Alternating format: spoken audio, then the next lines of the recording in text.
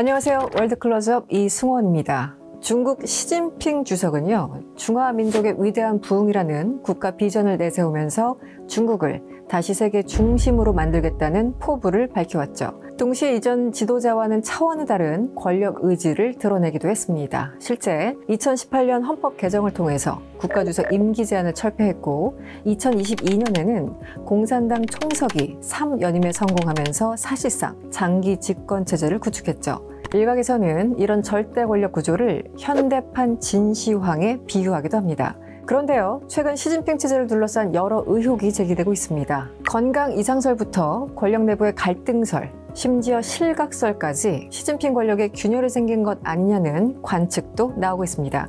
그래서 오늘은 전문가와 함께 중국에서 지금 무슨 일이 벌어지고 있는지 차근차근 짚어보도록 하겠습니다. 교수님 안녕하세요. 네, 안녕하세요. 네, 일단 자기소개 먼저 간단히 부탁드릴까요? 네, 저는 중국에서 일어나고 있는 중국 관련 사항을 한국외고대학교 국제지역대학원에서 네. 연구하고 가르치고 이렇게 하고 있는 강준영이라고 합니다. 네, 반갑습니다. 아시겠지만 최근에 실각설에 대해서 온통 유튜브들도 그렇고 소위 말하는 지상파 방송들도 그렇고 시진핑 권력에 이상이 있는 거 아니야? 이런 보도들이 너무 나와가지고요. 일단 딱 단도직입적으로 교수님 판단하시기에는 어떻습니까? 저는 무슨 실각설까지 나오는데 네. 그러니까 이게 처음에는 좀 이상하다. 이상설, 네. 위기설, 그러다가 급기야 실각설까지 나왔어요. 그런데 이 과정에서 자세히 보시면 구체적으로 실각을 뒷받침할 만한 거는 하나도 없거든요. 아직까지는. 네. 미세한 누수나 균열이 있을 수는 있지만 네. 그게 지금 현재 시진핑 체제 자체를 네. 흔들만 하거나 또는 네. 흔들 수 있다라고 볼 수 있는 근거는 뚜렷하지 않다. 이 정도로 말씀드릴 수 있습니다. 그러니까 이게 한마디로 최근에 위기설, 급기야 실각설까지 나온 배경은 주변에 소위 말하는 시진핑과 조금 친하다고 생각했던 사람들이 잘려나가더라. 네네. 아니 시진핑이 굳건하면 그 꼴을 보지는 못할 텐데 어떻게 된 거냐. 근데 특히 이제 과거에는 초기에 권력 잡을 때는 그랬잖아요. 부패 혐의 등등으로 소위 말하는 정적을 제거했지. 지금은 또 맥락이 좀 달라져서 네네. 이거 이상한 거 아니야? 이러면서 이제 실각설까지 나온 것 같아요. 맞습니다. 네. 정확한 지적이신데요. 사실 우리가 이제 중국 얘기하면 권력은 총부에서 나온다. 네, 이런 네. 얘기들 많이 하잖아요. 실제로 중국 공산당은 아직 국가를 세우기도 전에 네. 정규군을 갖고 있었던 세계에서 유일한 당이에요. 국공내전을 네. 하고 그러잖아요. 그런데 이제 항일전쟁, 일본이 침략을 하고 그러면서 국공 간에 협력을 합니다. 그래서 국민당군과 공산당군이 협력을 하잖아요. 네네. 공산당군은 게릴라였어요. 홍군이라고 불렀죠. 그런데 공식적으로 정규군에 편입이 됩니다. 정식 군대가 되는 거예요. 네. 그러고 나서 마지막에 45년부터 49년까지 국민당군과 공산당군이 내전을 했고, 그래서 공산당군이 이기죠. 마오쩌둥이 네. 공산당을 이끌었으니까 우리가 국민당을 물리치고 중국 대륙을 차지할 수 있었던 것은 세 개의 보따리가 있다. 오물단지가 있는데 네. 첫 번째가 잘 건설된 당이 있었고, 네. 두 번째는 적절한 전략과 전술이 있었다. 통일전선 전술이라고 그러는 거예요. 네. 그리고 가장 중요하게 꼽은 것이 무장 역량이 있었다. 무장 그래서 역량. 권력이 총부에서 나온다고 얘기를 하는 거예요. 네. 어디나 마찬가지죠. 그렇죠. 근데 여기에서 이제 우리와 다른 중국의 특색이 나옵니다. 보통 군대는 국가의 군대죠. 그렇죠. 대한민국 군대는 대한민국의 군대인데 네. 중국의 인민해방군은 당의 군대입니다. 개념이 다르군요. 예, 다르죠. 예. 물론 국가중앙군사위원회도 있어요. 공산당이 만든 나라잖아요. 중화인민공화국이. 네네. 유일한 정치 실체니까 다른 데서 이게 국가의 군대다 말까라고 얘기할 것도 없는 거예요. 그러니까 당의 최고 책임자가 인민해방군의 통수권자입니다. 네. 지금 당의 최고 책임자를 우리가 총석이라고 부르고요. 인민해방군의 그 최고 책임자를 중앙군사위원회 주석이라고 부르는 거예요. 네. 이 두 가지를 다 지금 시진핑 총석이 그다음에 중앙군사위원회 주석이 갖고 있으면서 네. 행정부를 대표하는 국가주석까지 같이 갖고 있는 거예요. 그렇군요. 네. 그래서 당 정군을 다 장악을 하고 있다. 네. 그래서 이제 최고 지도자라고 우리가 부르는 거거든요. 네. 그러면 군대는 자기가 완전히 장악을 하고 있어야 되잖아요. 자기가 네. 통수권자인데 2012년 18차 당대회를 통해서 시진핑이 중국 공산당 총서기가 되고 당연히 군사위원회 주석이 됐습니다. 네. 그런데 이 자기만의 색깔로 갖춰놓기 위해서 2015년 12월 30일에 군을 개편해요. 네. 그러면서 7개 군구로 돼 있었는데 우리로 치면 군단이 7개 있었는데 이걸 네. 5개 전투구로 바꿔요. 갑자기. 네. 그 당시에 시진핑의 얘기는 미국과 같은 연합작전 능력을 보유한 국가가 되겠다. 그게 강군의 꿈이라는 거예요. 아, 네. 전 세계에서 육해공을 동원해서 연합작전을 할 수 있는 나라는 사실은 미국밖에 없거든요. 네. 다른 나라는 그게 안 됩니다. 네, 네. 그래서 그거를 하면서 자기가 갑자기 내가 총사령관이야 이러고서 베레모를 쓰고 나타났어요. 그러면서 군대를 자기 편으로 쫙 깔아놨는데 어디나 이게 같은 그룹일 수는 없잖아요. 그렇죠. 그런데 이제 중국 군도 네. 그 내부를 보면 크게 두 가지 갈래가 있어요. 하나가 79년에 베트남하고 월남전쟁을 합니다. 이때 그 월남전에 참전한 야전파들이 있죠. 네. 지금 우리가 군부 2인자라고 얘기하는 짱여시아가 바로 그 월남전 참전파를 대표하는 인물이에요. 그런데 시진핑은 네. 대부분의 생활을 지방에서 보냈는데 네. 그중에 특히 복건성, 대만 해협을 마주보고 있는 복건성에서 17년간을 근무를 했고 네. 그 당시에 그쪽에서 알고 있던 군 인맥들이 있습니다. 이거를 이제 대만 해협파, 해협파라 불러요? 아, 네. 대해방이라고 불러요. 네. 여기 멤버들을 자기가 이제 중앙으로 올라오면서 다 데리고 올라오는 거죠. 군부 인맥이 어떻게 돼 있냐면 네. 월남전 참전파와 네. 대만 해협파로 이렇게 딱 나눠져 있는 거예요. 네. 그런데 이 사람들조차도 전부 시진핑의 사람들이죠. 이게 다 시진핑 인맥인데 그 안에서 충돌이 벌어지고 내부 투쟁이 일어나는 거예요. 그런데 그 중에 시진핑의 아주 수족처럼 네. 인사와 조직을 관리하는 사람이 있습니다. 네. 그 이제 미아화라는 사람인데 네. 이 사람하고 약간의 월남전 참전파들하고 싸움이 난 것 같아요. 내부 갈등이 투쟁이, 있었군요. 갈등이. 원래 2015년에 아까 군 개편했다고 그랬잖아요. 개편하면서 로켓군이라는 거를 새로 만듭니다. 원래 제2포병이라고 있었는데 네. 이 로켓군은 미사일, 네. 핵 이런 걸 만지는 아주 최첨단 예. 군대라고 할 수 있죠. 병종이라고. 네. 여기에 장비발전부라는 데가 있어요. 네. 이 장비발전부는 아무래도 부정부패 소지가 굉장히 많은 거예요. 네. 구조상 그렇잖아요. 네, 네. 아무래도 첨단 기술을 제일 많이 만지고 네. 해외 기술도 많이 접해야 되고 이 과정에서 금방 말씀드린 мя오화라는 네. 사람이 이 로켓군과 연루돼 있는 사람들을 치도록 다양한 이제 정보도 제공하고 하지 않았겠어요? 네. 그런데 짱여시아가 장비발전부장 출신이에요. 이 칼끝이 자기한테 오고 있는 거잖아요. 네, 네.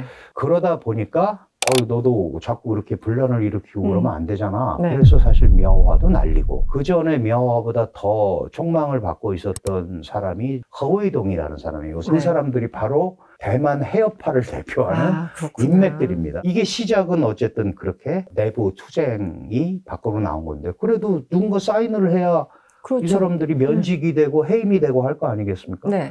그러면 시진핑은 군부를 깨끗하게 하기 위해서 반부패 운동을 계속 한단 말이죠. 이쪽에서 어떤 사람을 공격하는데 저 사람이 이상하다. 부정부패 소지가 있다. 네. 매관매직을 했다. 네. 이런 얘기를 하면 아무리 자기의 수족이더라도 구체적 증거가 있으면 안 자를 수가 없는 거죠. 그렇군요. 이런 구도가 계속 간 거예요. 그러다 보니까 군사위원회가 7명으로 구성이 돼 있는데 네.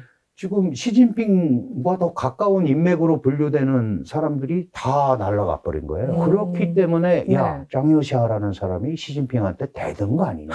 근데 그거를 약간 우리가 시기상조 내지는 네. 조금 더 생각을 해볼 수가 있는 게 네. 애초에 시진핑 인맥이었단 말이죠. 전부 다. 네, 네. 그리고 원래 짱여시아하고 시진핑은 호영호재하는 사이입니다. 네. 더 크게 보면 아버지가 장군이고 시진핑의 아버지인 시중신과 친구고 그러니까 이걸 우리가 또 태자당이라는 네, 걸로 네, 또 네. 묶잖아요. 네, 네. 그래서 사실은 꼭대기에서 악수할 수도 있어요. 근데 이런 문제가 계속 나오는 이유는 시진핑이 시진핑 스타일로 중국을 쭉 이끌어 왔단 말이죠. 네. 이끌어 오는데 지금 시진핑의 수족들이 하나둘씩 사라지는 거를 막 바라보니까 야, 이 군사권은 아무래도 주도권이 짱요시아 쪽으로 좀 더 와 있는 것 같아. 왜냐하면 날리는데 그냥 날린 건 아니거든요. 네. 다 조사를 해서 문제가 있다라고 해서 날렸으니까. 그러면 시진핑의 원래 불만이 좀 있었던 세력들이 네. 짱요시아를 밀어보자. 네. 세력이 형성이 돼서 간다면 예를 들면 네. 시진핑에 대한 대항이 가능한 거죠. 네. 근데 문제는 뭐냐 하면 짱요시아라는 사람이 나서서 시진핑을 1대1로 이기고 뭘 뭐 권력을 가질 수 있느냐. 그거는 제가 말씀드렸다시피 중국의 인민해방군은 네. 당의 군대이기 때문에 네. 당을 극복할 수가 없어요. 네. 구조적으로 매우 어려운 겁니다. 네. 그러면 결국은 그런 과정을 거쳐서 지도자를 새로 옹립을 하든지 뭐 이제 이런 과정이 있어야 되기 때문에 지금 우리가 얘기하고 있듯이 네. 뭐 1대1로 네. 짱요시아가 권력을 많이 가져서 네. 시진핑을 하루아침에 네. 축출하고 뭐 새로운 지도자로 이렇게 보는 거는 굉장한 무리가 있다. 이렇게 말씀을 드릴 수 있을 것 같아요. 근본적으로 이 중국을 이해하기 어려운 거는요. 뭐 북한도 마찬가지고 굉장히 폐쇄된 국가들은 정보 자체가 별로 없지 않습니까? 결국은 어떤 사람을 쓰느냐 뭐 이런 네. 건데 거기서부터 출발해야 될 것 같아요. 우리 같은 경우는 입법부, 사법부, 행정부 해가지고 삼권 분립 속에서 워낙 살았기 때문에 이 권력 지도를 이해하는 게 들어도 어렵거든요. 그렇습니다. 지도를 그래서 설명을 한번 좀 해주시고 특히 중국에서 정말 지금 뭐 군 얘기 나왔지만 어디를 봐야지 정말 핵심이다. 어디를 봐야지 정말 권력이 움직이는 것을 감지할 수 있다. 뭐 이런 얘기를 좀 해주시겠어요? 네. 어느 국가든 네. 당, 정, 군 이렇게 나누죠. 그렇죠. 이제 사회주의 국가든 뭐 민주주의 국가든 당이 있고 집권당이 있고 그렇죠. 행정부가 있고 군이 있습니다. 네. 그런데 중국은 공산당이 세운 국가입니다. 그렇죠. 기본적으로 당뇨가 바로 국가의 관료가 될 수밖에 없는 시스템입니다. 네, 네. 제가 그냥 간단하게 네. 설명을 드리면 네. 지금 정치국 상무위원이 7명이다 그러잖아요. 네. 한때 9명인 적도 있었고요. 네. 5명인 적도 있어요. 당 정치국 상무위원인데 네. 서열 1위가 지금 우리가 알고 있는 시진핑입니다. 시진핑은 행정부 쪽에 가서 국가 주석을 합니다. 네. 서열 2위 리창, 행정부에 가서 뭐예요? 공무원 총리를 하죠. 서열 3위 전국인민대표대회라는 헌법상의 최고 권력기관에 가서 네. 전인대 상무위원장을 해요. 아, 그러니까 당의 핵심 인물들이 네. 행정부의 핵심 인물들과 같은 인물이 되는 거예요. 네. 네. 그래서 당이 시키면 하는 게 아니고 네. 원래 제가 당원이잖아요. 한 몸이군요. 한 그냥. 몸이죠. 네. 그래서 우리가 당정일체라고 얘기를 하는 겁니다. 네. 당과 정이 분리가 안 되는 거죠. 근데 시진핑 체제에 들어와서 좀 달라진 게 뭐냐 하면 우선 이 상무위원들 색깔이 없어졌어요. 색깔이요. 그전에는 예를 들어서 상해방 계열도 네, 네. 있었고 네. 공청단 계열도 있었고 맞아요. 뭐 또 태자당 계열도 있고 이랬는데 사면임을 확정한 20차 당대회 때 보면 전부 자기 사람이에요. 상해방 이런 개념이 아니고 네. 온통 뭐예요? 시진핑 시진핑의 사단이다.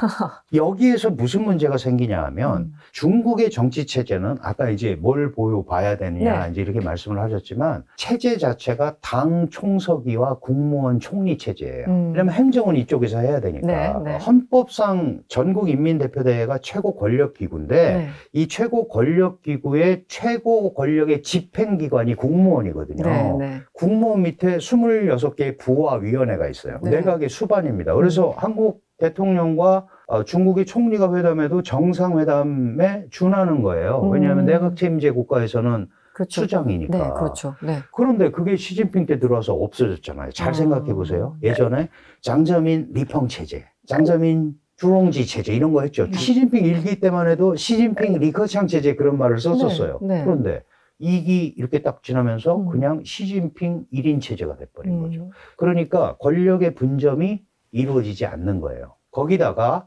실제로 정치국 상무위원들 말고 네. 그 핵심적인 지위를 가지고 있는 사람들이 또 있어요. 네. 그 사람들은 이제 상무위원 밑에 정치국원이 되는데 네. 네. 정치국원은 25명으로 구성이 되어 있습니다. 근데 요번에는 원래 이런 그 회의체는 네. 홀수로 돼 있어야 되거든요. 그런데 홀수로. 예, 그래야 무슨 캐스팅 보드도 나오고 그러죠. 근데 네. 24명이에요, 이번에. 왜 짝수인가요? 이상하죠? 그 정치국원 중에 중국에 31개 성시가 있는데요. 네. 거기 다 들어가는 게 아니고 주요 성과 시의 그 서기들만 거기 들어갑니다. 네. 베이징, 상하이, 광동 뭐 이런 데만 들어가고 이제 유심하게 봐야 될 게 거기가 어떤 사람이 앉았는지 이런 거를 보면 네. 이제 이 정권의 색깔, 흐름 이런 네. 것들을 볼 수 있는 거거든요. 근데 네. 그거는 이제 일반 분들이 보기는 굉장히 어렵고 그렇죠. 기본적으로 정치국 상무위원들이 7명이 색깔이 어떻게 돼 있는지, 그 다음에 25명의 이 흐름이 어떻게 돼 있는지, 이게 네. 중요한데, 네. 예를 들어서 장저민, 후진타오 이러면 25명이 대개 14대 11이나 13대 12로 약간의 내부적인 견제와 균형이 있었어요. 네. 근데 지금은 24대 빵이에요. 정말... 그런 거를 바라보면서, 네. 아, 이거는 완전히 1인 체제구나. 이렇게 판단을 한 겁니다. 네, 그러니까 네. 실제로 그 안에서 어떤 일이 벌어지는 거는지는 몰라요. 왜냐하면 이 블랙박스 정치를 하니까 네. 모르는데 시진핑이 안 치고 싶은 사람들을 다 안 친 네. 거죠. 네. 그런데 이제 권력의 누수라는 얘기를 네. 우리가 하잖아요. 그 리간지에라고 이 중앙 조직부를 담당하고 있고 인사 관리를 하는 사람이 네. 통일전선부랑 자리를 맞교환했어요. 그게 어떤 의미죠? 예, 그러니까 자기의 굉장한 인사권과 이런 거를 수족처럼 하는 사람이 네. 자리를 바꿨다? 그런 식의 조직 관리 이런 네. 것들은 더 이상 용납을 못하겠다라는 여러 소리들을 네. 듣고 그냥 밀어붙이기에는 한계가 있으니까 이렇게 그 형식적으로 좀 바꿔주는 노력. 이제 그런 걸 보고 우리는 약간의 네. 누수가 있는 것 같다. 그게 예전에는 이제 무조건 찍어 눌렀었는데 그렇지. 지금 약간 듣는 이제, 척이라도 하는 모습. 그런 형태가 지금 나타나고 있는 네. 이제 이런 것 때문에 시진핑 권력 이상설이 나오는 거거든요. 네. 그러니까 특히 이제 정치국 상무위원들은 옛날에 집단 지도 체제 얘기가 왜 나온 거냐 하면 너무 1인 독재를 하니까 네.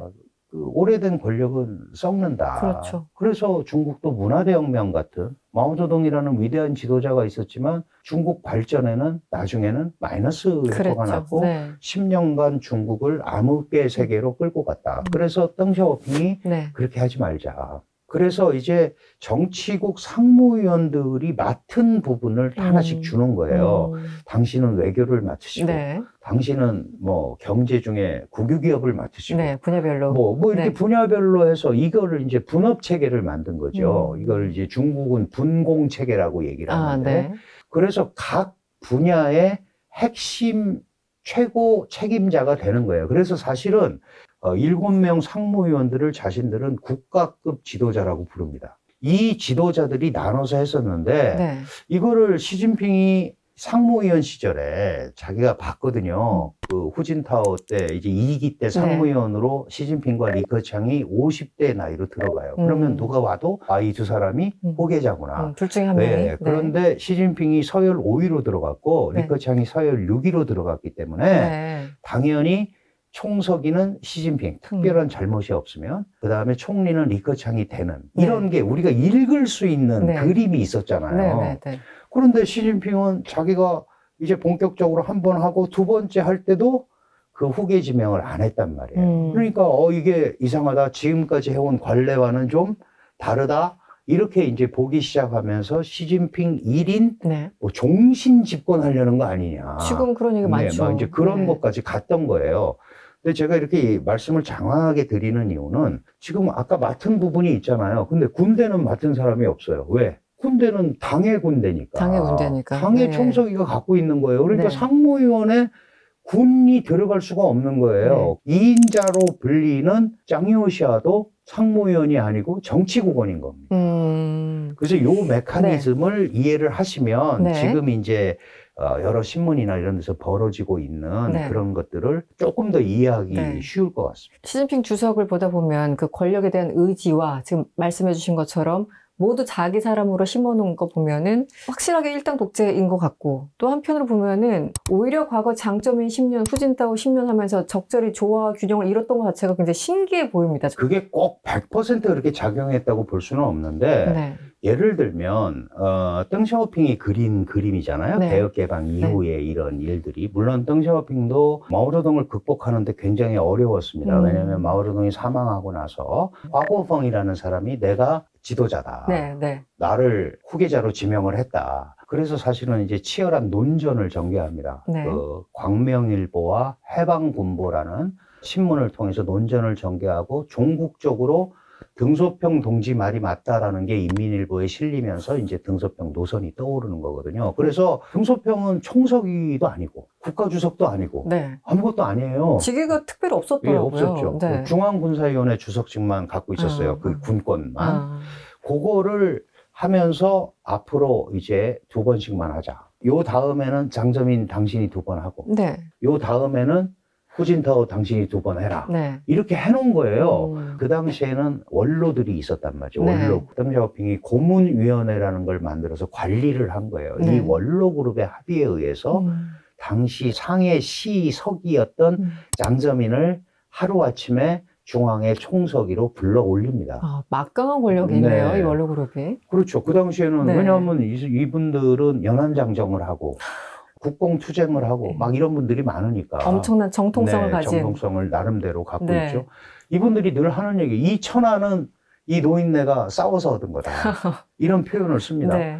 그래서 실제로 소위 발탁에 의해서 올라왔고 그래서 장저민은 사실 자오즈양의 자녀 임기를 하고 네. 그리고 2번을 한 거예요. 그렇군요. 네. 그리고 다음에는 후진타오 당신이 해라 이랬으니까 2번씩 하고 그 흐름에 의해서 간 건데 시진핑은 올라와 보니까 자기를 지명한 사람은 하나도 없죠. 자기는 새로운 인물을 등용에 의해서 올라온 거예요. 네, 뭐 이미 덩샤오핑은 사망을 했고 97년에. 그렇죠. 네. 이 상황에서 자기는 내가 당내에서의 어떤 투쟁과 이걸 통해서 총서기가 됐다라고 생각을 하는 거죠. 상대적으로 부채의식이 덜 하잖아요. 그렇군요. 그리고 자기가 그 시기에 네. 후진타오 2기 때 이렇게 지켜보니까 아 이게 너무 중심이 없는 것 같아요. 당이 시진핑 보기에는. 네. 그러니까 더 강력하게 위로부터 아래로 뭔가가 했으면 좋겠는데 너무 느슨하다. 네. 그래서 그런 것들이 그대로 나타나는 거죠. 정권을 잡으니까 이 일사불란하게 움직이는 공산당 네. 이거를 구현하기 위해서 나하고 생각이 달라? 그럼 숙청당하는 거죠. 이 과정을 지난 10여 년간 계속 해온 거예요. 그런데 중국 관련 뉴스 보면은 그냥 숙청이 거의 다였던 것 같아요. 몇 년 동안 또 맞습니다. 숙청당했다, 네, 또 네. 숙청당했다. 그래서 그 뭐 구조가 이제 네. 그런 식으로 가면서 나를 따르는 인맥들을 다 모두 포진시켜놨고. 포진을 한 거예요. 그런데 이제 그게 동서고금을 막론하고 네, 네. 끝까지 가는 경우는 없죠. 권력- 그 안에서 분화가 일어나고 그렇죠. 또 거기서 새로운 무슨 얘기가 일어나고 그러는데 그러니까 전체적인 중국 그 사회주의 지도자의 이런 흐름에서 보면 네. 마오쩌둥은 사실은 특별한 카리스마가 있잖아요. 그렇죠. 41년간 철옹성 같은 1인 시대를 마오쩌둥은 구가를 했던 사람이에요. 네. 그리고 거기에는 아무도 토를 달지 못했어요. 왜? 당신은. 이 사람이 공산당을 만들었고 이 사람이 투쟁을 했고 이 사람이 중화인민공화국을 세웠으니까 그러니까 건국을 한 거잖아요. 네. 말 그대로 건국의 아버지가 건국의 돼서 아버지가 네. 된 거예요. 그 다음에 등소평은 그걸 발전시켰다. 그렇죠. 그럼 시진핑은 뭐예요? 이제 발전시킨 걸 가지고 나는 강한 국가를 만들어야겠다. 마오쩌둥과 덩샤오핑과 시진핑을 잇는 이 그림을 만들기 위해서 네, 네. 강력하게 하지 않으면 안 된다라는 네. 강박관념도 갖고 있는 거예요. 아. 시진핑이라는 사람은. 그래서 시진핑 이후에 특히 이제 외교관들 같은 경우는 말도 조금 강성 외교. 가려서 하고 하는데 뭘 저렇게까지 공세적으로 나가 네. 이게 전략 외교로 하는 게 그런 이제 내심이 있기 때문에 외교에서부터 내측까지 다 좀 더 공세적으로 갈 수밖에 그렇죠. 없었던 거군요. 후진타오 장저민 때는 국제사회와의 호흡, 개혁 개방이라는 거는 기본적으로 국제 분업 체계에 들어가겠다는 거거든요. 그렇죠. 국제사회의 시스템에 들어가겠다라는 거니까 네. 이미 그 개방이라는 것 자체가 서방과 호흡을 하겠다는 거예요. 그리고 그거를 만끽한 사람이 장저민, 후진타오. 네. 그리고 특히 후진타오 때는 북경올림픽도 했고요. 아, 그렇죠. 중국이 세계의 공장으로서 막 잘 나갔단 말이죠. 근데 결정적으로 시진핑 때 오니까 네. 시진핑은 아니 이제 이 정도 우리가 힘 세졌으면 국력이 세계 최강이 돼야 되는 거 아니야. 그러면 끌려갈 필요 없잖아. 그래서 강한 중국을 내세우기 시작을 해요. 그래서 그 얘기가 나왔군요. 오바마 당시 대통령 만나가지고 야 태평양 넓어 우리 맞습니다, 반반 나눠 쓰자. 맞습니다. 그래서 이제 그런 맥락에서 나온 얘기거든요. 그렇죠. 그게 네. 이제 시진핑이 국가 부주석 시절에 이제 오바마가 당선이 됐어요. 네. 그때 이제 2009년. 가서 만나가지고 태평양은 미국과 중국을 다 품에 안을 만큼 넓다. 네. 왜 태평양을 미국의 앞바다처럼 생각하고 너 혼자 그러느냐. 네. 그런 생각을 이미 하고 있는 거예요. 시진핑은 그때 뭘 얘기했냐면 중국의 꿈을 얘기했잖아요. 네. 중국몽. 네네. 그럼 이제 자세히 보세요. 그 이전의 지도자들은 전부 중국 국내 문제 해결에 초점을 맞췄습니다. 그랬습니다. 빈부격차, 네네. 경제 발전, 성장이 먼저냐, 분배가 먼저냐, 막 이런 거였는데 시진핑 때 들어와서는 중국의 힘을 대외적으로 투사하는 데 초점을 맞춥니다. 그 대표적인 게 1대1로 정책이에요. 아, 그렇죠. 네. 이제 우리가 이 정도 됐으니까 네. 우리의 힘을 다른 데로 네. 투사해야겠다. 네. 지금 말씀하신 걸 쭉 되짚어 보면 어쨌든 선배 정치인들이 그 시대적 흐름에 맞게 뭔가 이렇게 만들어 놨고 내가 딱 그 정상에 올라 보니까 아 이미 이제 배 좀 두둑하고 뭔가 해볼 만해. WTO 가입한 게 2001년이잖아요. 그러니까 그때 이제 소위 말하는 자본주의 시스템에 들어가서 순응하는 전략, 뭐 도광양해라고 하나요? 조용히 이제 부응하는 그런 상황으로 쭉 가다가 GDP도 뭐 급성장하고 그런데 2008년에 글로벌 금융위기가 터지면서 미국이 뭔가 좀 쪼그라드는 것 같네? 그러면 이때다. 그래서 뭐 G2 이런 흐름이 나왔고 어떤 정치 지도자의 개인적인 캐릭터만 볼 것이 아니라 그 환경과 딱 맞물렸을 적에 엄청난 시너지인데 시진핑이 됐을 때가 마침 또 그때였다. 이런 거군요. 네, 그렇죠. 네. 왜냐하면 중국의 힘이 나름대로 개혁개방 정책이 성과를 거두었고 특히 이제 우리가 5세대 지도자라고 부르잖아요. 이 5세대 지도자들은 개혁개방 시기에 대학을 다니면서 물론 이제 좀 앞서거니 뒤서거니는 있지만 그 시기에 대학을 다니면서 지방에서 성공적인 행정 경험을 갖고 있는 사람들을 5세대 지도자군으로 분류를 하거든요. 개혁개방의 세례를 받은 사람들이에요. 그렇죠. 그리고 이 성과도 알고 있는 거죠. 그래서 자신감도 있어요. 내가 그래서 우리 중국이 여기까지 왔으니 이제는 따라가지 말고 우리 스타일로 한번 새로운 중국을 건설해보자. 그게 이제 시진핑의 그 워딩에 그대로 드러납니다. 시진핑 때 와가지고는 사회주의란 말이 없어집니다. 중국 현대화예요. 중국식 현대화. 현대화하는 방법이 꼭 서방식으로 하는 게 아니고 그전에는 사회주의를 강조했었는데 그게 아니고 사회주의 기반을 둔 중국이 하는 이 현대화 모델도 충분히 먹힐 수 있다. 그게 중국 현대화예요. 중국식 현대화. 굳이 그걸 가지고 메시지를 주려고 안 하는 거죠. 그러니까 연설하는 거나 20차 당대회 때 그게 나오죠. 중국식 현대화의 길을 향해서 매진해야 된다. 근데 그럼 사회주의 안 하는 거냐? 아니죠. 그 근간은 시진핑 사상이라는 게 있잖아요. 그렇죠. 시진핑의 중국 사회주의 사상이 따로 있어요. 그걸 기반으로 해서 현대화를 가겠다. 그러니까 실질적으로는 사회주의적 방식으로 현대화된 사회주의 국가를 만들겠다라는 건데 그런데 이런 게 먹힌단 말이에요. 어디에 먹히냐 하면 아프리카 국가들, 부족 성향의 국가들, 그리고 일부 독재 성향을 가지고 있는 국가들에게는 정부가 강력한 중앙 통제력을 갖고 있는데 시장 경제를 좀 풀어놓으니까 경제가 발전하네? 사실 우리도 아시아 뭐 네 마리 용 예전에 이러면서 개발 독재 모델이 그런 거거든요. 개발을 위해서 일부 독재가 정당화되는 적도 있었잖아요. 그런 것들로 올라오니까 미국이 볼 때는 완벽한 새로운 세력이 돼서 오는 거예요. 중국이 1955년에 1차 비동맹 회의라는 거를 인도네시아 반둥에서 합니다.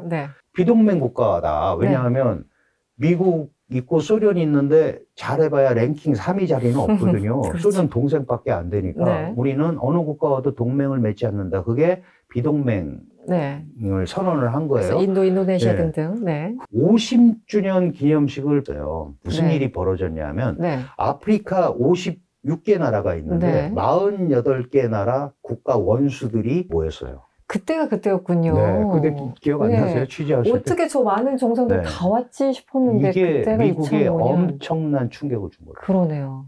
야, 이렇게 가면 이게 중국이 주도하는 세계로 가지 말란 법이 없는 거죠. 그래서 사실은 그거를 전후로 해서 화웨이에 대한 조사, 제재 이런 것들이 다 그렇게 되는 거예요. 지금 말씀하셨다시피 우리가 단순하게 그 한 현상만 볼 수가 없는 거죠. 그러면 이제 그 문제로 조금 더 가보죠. 그러니까 실각설 이런 것들이 있지만 뭐 가능성 세상에 제로는 없지만 지금까지 여러 가지 징후를 봤을 때 실각설까지 가는 것 같지는 않다라는 게 이제 교수님 판단이시고 그럼에도 불구하고 이제 그 얘기가 나오는 거는 약간 그 wishful thinking이라고 하죠. 뭐 그랬으면 좋겠어 뭐 이런 것도 있는 것 같아요. 그리고 특히 이제 서방 언론들에서 약간 부채질하는 것도 있고 주변에서 뭐라고 하든 그 험담을 하든 말든 상관없이 내부 문제가 곪고 골문 것도 사실이잖아요. 그럼요. 네, 뭐 경제, 부동산 문제 그리고 특히 청년 실업률 내부적으로 어떻게 시진핑 아무리 이제 독재라도 저 감당이 가능할까 민심이라는 게 있는데 어떻게 보세요 지금 상황을? 지금 이런 실각설이 나오는 게 뭐 여러 가지 현상들이 있지만 그 중에 가장 핵심적인 거는 국내 경기가 너무 중국 경제가 안 좋으니까 그런 거에 대한 일종의 반향이 나타나는 거라고 저도 봐요. 예를 들면 코로나 팬데믹 3년을 완전히 봉쇄 경제를 했어요. 그렇죠. 뭐 옆동도 못 가게 아파트를 할 정도였으니까 그러면은 거기도 못 가니까 자본의 이동, 기술의 이동 이런 게 근본적으로 불가능해졌고 통제를 위해서 가두는 경제를 했단 말이죠. 엄청난 감옥이었죠. 뭐. 그러고 나서 리오프닝이라는 걸 했는데 잘 자기네 맘대로 안 됐어요. 그리고 그러는 사이에 돈이 안 도니까 이제 부동산 그러니까 중국은 경제 발전 방식이 여러 가지가 있지만 광활한 토지 자원을 개발을 해서 지방 정부의 비용으로도 좀 쓰고 행정 자금으로도 좀 쓰면서 주택 경기 활성화를 통해서 이제 소위 그 경제 발전을 도모하는 정책을 펼쳤단 말이죠. 많은 중국의 경제학자들은 저거는 한계가 있다. 그러니까 빨리 접어라. 뭐 다른 방식으로 돌자라고 했지만 다른 뾰족한 수단이 없기 때문에 계속 왔던 거예요. 그게 이제 코로나와 이런 거를 겪으면서 불경기가 오니까 이제 터져버린 거죠. 그럼 해결이 아직도 안 되고 있죠. 지금 뭐 소비 진작한다고 몇 달 전부터 엄청나게 푸시하고 있는데 별다른 소득은 없는 상황이고요. 그게 이제 왜 그러냐 하면 그 아파트 우리도 똑같지만 큰 평수로 좀 옮겨야겠다. 그러면 사람이 누울 자리를 보고 다리를 꽂는 거잖아요. 카드 쓰는 것도 땡겨 쓰는 거잖아요. 사실은 내가 미래 소득을 미리 쓰는 거란 말이죠. 우리가 뭐 다 경험하지만 돈 없는데 카드로 쓰고 월급 들어오면 다 없어지고 이제 그러는 것처럼 그게 바로 뭐예요? 경제 심리란 말이에요. 이 경제가 좋아질 거라는 기대가 있어야 소비가 일어나는 거예요. 그런데 또 강적을 하나 만났잖아요. 트럼프가 재등장. 수출도 잘 안 되지. 그러면 수출을 막으니까 물건을 제대로 만들어낼 수가 없잖아요. 기업 활동이 위축이 되면 더 많은 근로자가 필요가 없어지잖아요. 그럼 근로자는 급여 생활자잖아요. 그럼 가처분 소득이 생겨야 돈을 쓸 거 아닙니까? 그럼 내가 지금 쓸 게 없으니까 아무리 내수 진작을 해도 사지를 않는 거예요, 사람들이. 그러니까 국가는 할 수 없이 이고환신, 너 냉장고 바꾸면 국가가 얼마 대줄게. 이거는 이제 정책적 차원에서 끌고 가는 거란 말이죠. 그건 한계가 있잖아요. 보조금도 한계가 있죠. 그거는 계속 갈 수가 없는 거거든요. 이렇게 되다 보니까 지금 중국은 1년에 1200만의 대졸자가 나와요. 1200만 명. 한 해. 한 해. 그러면 일자리를 1200만 개를 만들어야 될 거 아니에요. 그런데 지금 경제가 이렇게 돼 있는데 안 만들어지니까 실업률이 뭐 45%다, 50%다 이런 게 나오잖아요. 중국도 대학 들어가기도 어렵고 학비도 비싸고 그런데 졸업을 했는데 취업할 데가 없다? 불만이 쌓이죠. 사회적인 문제로 그대로 갈 수밖에 없는 거예요. 그러면 정부가 지금 작년 9월부터 한 우리 돈으로 2,000조 정도를 유동자금을 공급을 했어요. 근데 2,000조가 있는데 국민들한테 직접 간 건 아니에요. 우리 예산이 700조가 안 되잖아요. 우리 3년치 예산을 지금 갖다 붓단 말이에요. 근데 그 돈을 안 쓰니까 돈이 생기면 사람들이 저축을 하는 거예요. 미래소득이 불안하니까. 무슨 일이 생길지 모르니까. 그 돈은 풀었는데 돈이 안 돌아. 이걸 이제 우리가 유동성의 함정이라고 하잖아요. 그러면 다른 수를 쓰기가 너무 어려운 거예요. 돈을 풀었는데도 안 쓰면 저게 문제 아니에요. 그런데 그것도 부동산 회사 망하지 마라, 증권회사 망하지 말라고 운영자금으로 준 부분이 굉장히 많아요. 그래서 국제 경제가 돌아가야 돼요, 중국은.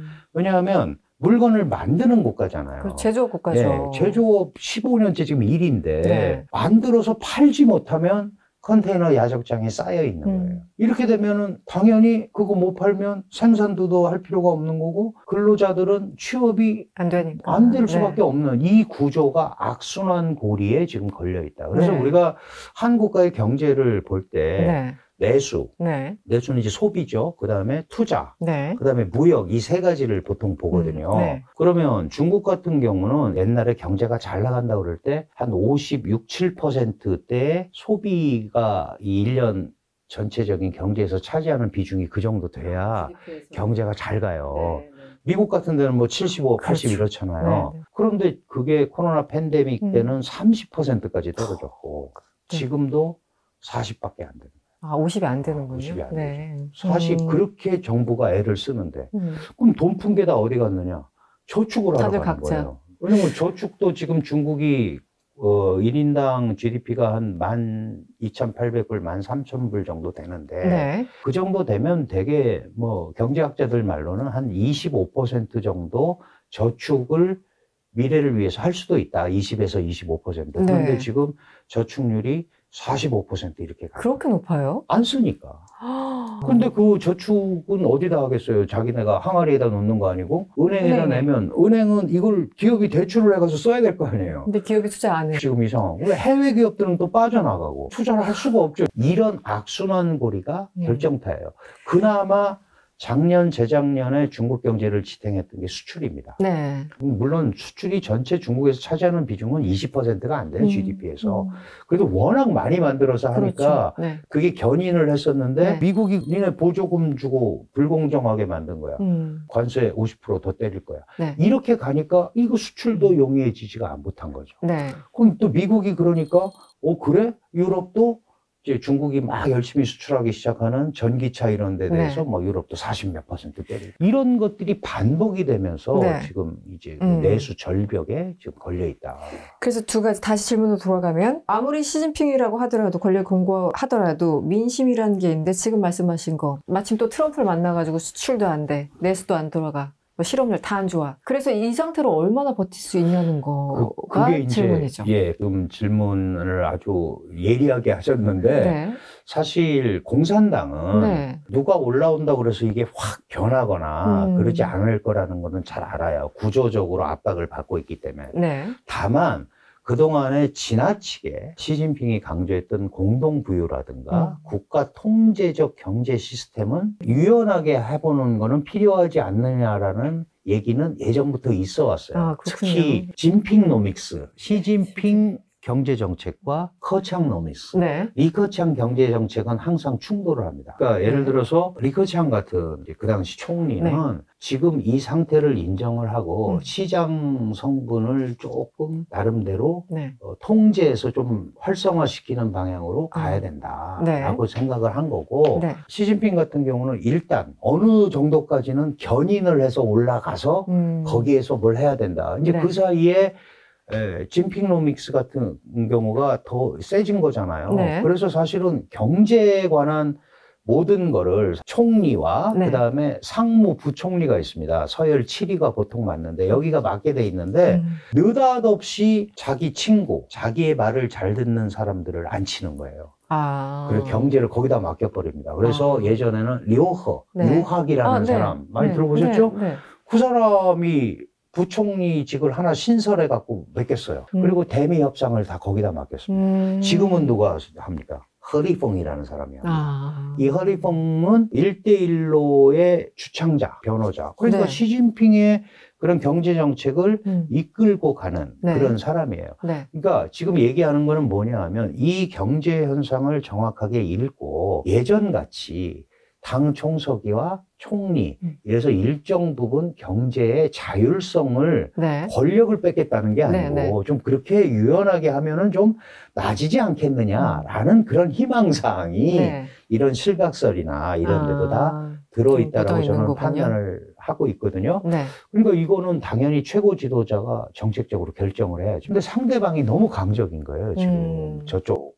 그럼 자연스럽게 넘어가 볼게요. 트럼프 이제 재등장하면서 이제 또 시작이 됐습니다. 양쪽 다 버티는 상황인데 지금 어떻게 평가하고 계세요? 미중 간의 관세 전쟁에 조금 네. 국한해서 보자면. 아직도 둘이 숨 참기 하고 있는 거죠. 숨 참기? 물속에다 이렇게 집어넣고 누가 먼저. 그 표현이 딱이네요. 네. 네. 사실은 4월 11일 제네바에서 회의를 했고 5월 10일 날 이제 12일 날 런던에서 하면서 그렇죠. 3개월 유예를 했잖아요. 네. 물론 이제 트럼프가 확실하게 중국을 끌어안치겠다는 생각이 있지만 중국도 예전의 중국이 아닌 건 확실합니다. 네. 이제 어떤 면에서 그러냐면 나름대로 산업 클러스터가 형성이 돼 있고 중국 거를 안 쓰면 우리가 글로벌 밸류 체인에서 중국이 한 40%를 차지한다고 하잖아요. 네. 그럼 우리 거 안 쓰고 못 베길 걸이라는 생각도 있는 거죠. 그렇죠. 또 하나는 체제적 특수성이 있습니다.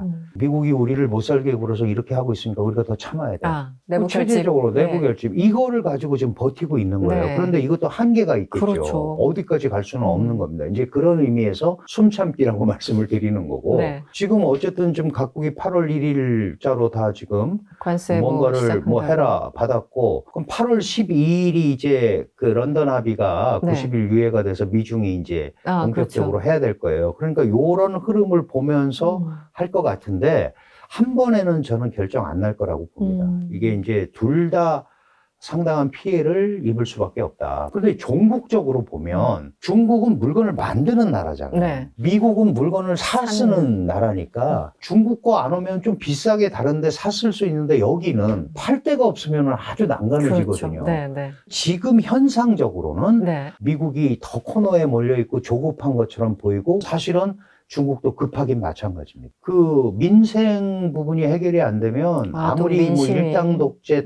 당이라도 방법이 없죠. 그럼 네. 이제 그때 나오는 공산당의 흐름은 그런 거예요. 당신이 통치를 해서 잘못된 부분도 있지 않냐. 네. 근데 당신 때문에 공산당이 망할 수는 없지 않냐. 그러니까 네. 공산당은 살아야 되는 거 아니냐. 네. 이런 형태, 그게 이제 조정과 타협이라는 표현을 중국에서는 쓰거든요. 조정과 타협. 조정과 타협을 통해서 네. 지도자를 교체하고 옹립하고 네. 스스로 안 하면 우리가 할 수도 있다. 그러니까 시진핑도 자기가 이 위기가 계속되면 돌파할 수 있는 방법이 있죠. 왜냐하면 다 자기 인맥들이고 아직도 일단은, 있는데 이걸 자칫 잘못 버티면 혼란스러운 상황에 봉착을 할 수도 있다.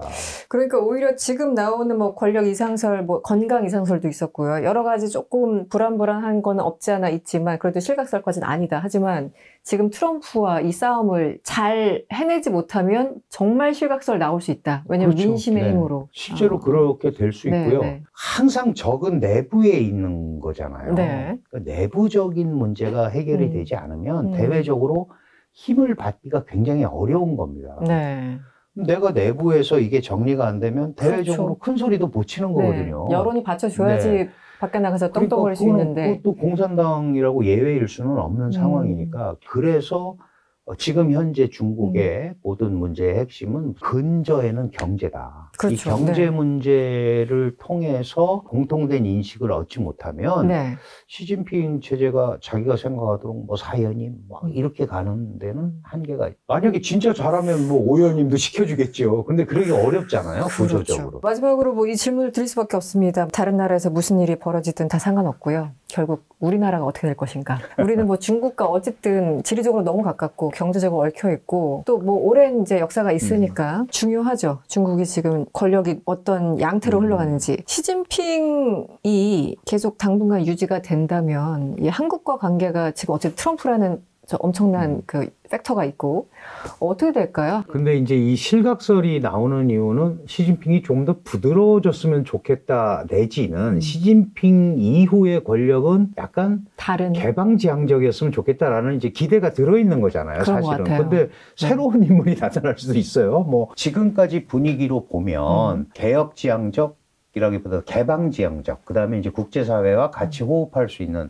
이런 이제 그림을 그리는 거죠. 그런데 아시다시피 한국은 중국과 미국 사이에 구조적으로 끼어 있습니다. 그렇죠. 한미는 동맹이고요. 네. 한중은 협력 국가입니다. 동맹과 협력은 다르잖아요. 차원이 동맹은 다르죠. 마지막까지 군사적 행동을 같이 할 수 있는 나라가 동맹인 거예요. 네. 그럼 한중이 군사적 행동을 같이 할 수는 없거든요. 여기에 한중 관계만 있으면 되는데 우리는 또 북한이라는 아주 이질적인 요소를 안고 있어요. 네. 그러니까 그래서 네. 그런 부분에 대한 것들을 섣부르게 할 수가 없는 겁니다. 이제 그렇다면 우리가 할 수 있는 건 뭐냐 하면 미국한테도 안 되는 건 안 된다고 된다고 얘기를 하고 네. 중국한테도 안 되는 건 안 된다고 얘기를 해야 된다. 그래서 저도 이제 늘 제가 쓰는 말이 선택의 대상이 아니다. 미중은. 네, 네. 그리고 한국의 전략적 지위도 있지 않냐. 예를 들면 미국한테 한국은 굉장히 중요한 나라입니다. 왜 중요하냐? 네. 자기네가 중국을 견제해야 되는 걸로 한국을 쓴다면 주한미군도 쓰고 한미일 삼각 안보 구조도 쓴다면 그러면 한국 같은 나라가 베이징 1000km 앞에 자기네 기지가 딱 있고 그렇죠. 이런 데가 어디 있습니까? 네. 이 천혜의 조건을 다 포기할 갖추겠죠. 이유가 하나가 없는 네. 거죠. 이 부분을 미국이 포기하기가 굉장히 어려운 거죠. 네. 그 중국한테도 마찬가지예요. 네. 한국이 싫다고 자꾸 밀어내면 한미동맹이 강화되고 네. 한미일 삼각협력이 강화되기 때문에 그렇다면 한국은 모르겠지만 적어도 미일은 중국을 첫 번째 대상국으로 놓고 견제를 하는 거 아니에요. 네. 그러면은 중국도 마냥 우리를 밀어붙일 수 없는 상황인 그렇죠. 거죠. 네. 이제 이게 전략적 가치로 본다면 그런 부분이 있기 때문에 그렇다면 어디를 선택하는 게 아니고 설득을 해야 된다. 이거는 이래서 이렇고 이거는 이래서 이렇다. 앞으로 어떤 수를 두는지 좀 봐야 될 것 같아요. 국제사회가 너무 함수관계 복잡합니다. 머리가 아파요. 누구도 이거를 정확하게 읽어내기는 어렵죠. 어려운데 그래서 국익 중심이라는 거예요. 네. 오늘 그 교수님 모시고 이 시진핑 권력 이상설군 실각설에 대해서 사실 이제 여쭤보고 싶었는데 그러다 보니까 중국 전체를 한번 들여다본 것 같은 그래서 오늘 배움이 매우 컸습니다. 감사드리고요. 감사합니다. 네. 오늘 말씀 고맙습니다. 감사합니다. 최근 제기되는 의혹과 권력 내부의 움직임들이 실제 균열의 신호인지 아니면 일시적인 잡음인지는 아직 명확하지 않습니다. 어쨌든 중국이라는 거대한 국가의 변화는 주변국은 물론이고 전 세계에 영향을 줄 수밖에 없습니다. 아마 당분간은 이 흐름들을 조심스럽게 지켜봐야 할 듯합니다. 월드 클로즈업 이승원이었습니다.